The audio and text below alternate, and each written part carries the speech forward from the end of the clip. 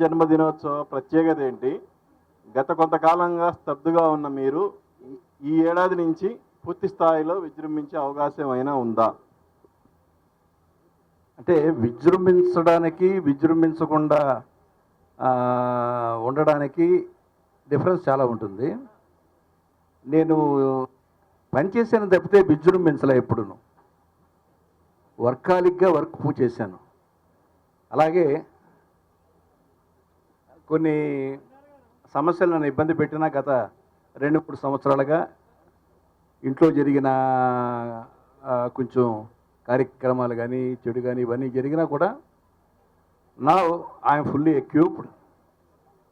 మే తర్వాత నుంచి అరుణ్ బాబు cinema start అవుతుందని నేను ప్రెస్ మీట్లో అందరికీ చెప్పాను.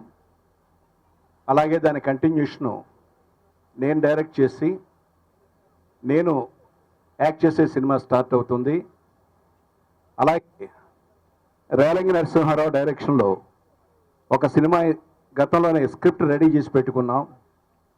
లాకర్లో అమ్మాయిలు, లాకప్లో అబ్బాయిలు. ఇది రేలంగి నరసింహారావు డైరెక్షన్లో స్టార్ట్ అవుతుంది. కంప్లీట్ ఫుల్ ఫ్లెడ్జ్డ్ కామెడీ ఉంటూ మన ఫ్యూచర్కి చిన్న ఆలోచన రేకెత్తించే సినిమా అవుతుంది. ఇవి ప్రస్తుతం ప్లానింగ్లో ఉన్న 3 సినిమాలు. ఇవాళ ఫ్యామిలీ సినిమాలు రావట్లేదు, ఒకవేళ ఫ్యామిలీ సినిమాలు తీసినా ఆడడం లేదు అనే ఒక ఆలోచనల విధానం పరిశ్రమలో ఉన్న పరిస్థితుల్లో ఏదైనా సరే హృదయాన్ని తట్టేది, కంటిని తడిపేది, మనసును స్పందింపజేసేది ఏ కథ అయినా సరే మంచి కథ తీస్తే ఆడుతుందనేది నా అనుభవం.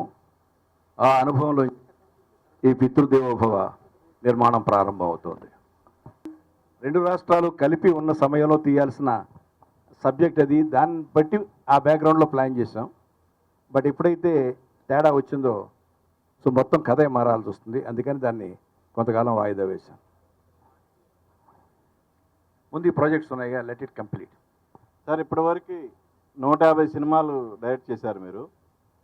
సో ఒక్కసారి మీ కెరియర్ మొత్తం ఒకసారి వెనక్కి తీసుకుంటే ఫస్ట్ 50, సెకండ్ 50, థర్డ్ 50 మీ సక్సెస్ రేట్ ఎనాలిసిస్ చేస్తే ఏమనిపిస్తుంది మీకు? ఎనాలిసిస్ట్లు మీరు, రేట్ డిసైడ్ చేసిన వాళ్ళు మీరు. నా రేంజ్ ప్రకారం యాస్టీస్గా నాకు 81% సక్సెస్ రేట్ ఉంది. అది యావరేజ్ సక్సెస్ అంటే ప్రొడ్యూసర్కి డబ్బులు వచ్చిన సినిమాలు 81% ఉంది. ఇండస్ట్రీ రాజకీయాల గురించి మీకు తెలియదేముంది, నేను చెప్పేది ఏముంది, ప్రతిరోజు ఆడియో ఫంక్షన్లో చెప్తానే ఉన్నాను. మళ్ళీ అదే పుట్టినరోజు ఇక్కడ అదే ఇచ్చినా బాగోదు. ఎందుకంటే నేను మొత్తం అన్ని ప్రెస్లకి ఇంటర్వ్యూస్ చెప్పింది వాడ కొత్తగా చెప్పడానికి కూడా ఏం లేవు.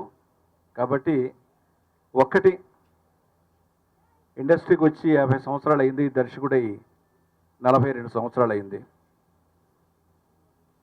ఇన్ని సంవత్సరాల్లోనూ నా మీద ఎంతో అభిమానాన్ని చూపించిన ప్రేక్షకులకి, ఎక్కడో ఒంటరిగా జీవితాన్ని ప్రారంభించిన నాకు ఇన్ని కోట్ల మంది నన్ను అభిమానించి ఆదరించే ప్రజలున్నందుకు వారికి నేను సర్వదా కృతజ్ఞుడై ఉంటాను. ఇకపోతే ముఖ్యంగా నా జీవితంలో బెస్ట్ పార్ట్ మీడియా. ఎప్పుడు కూడా నన్ను, నా సినిమాల్ని, నా యాక్టివిటీస్ని ప్రోత్సహిస్తూ వచ్చారు. వారందరికీ మరొకసారి నా కృతజ్ఞత తెలియజేసుకుంటున్నా. Thank you very much.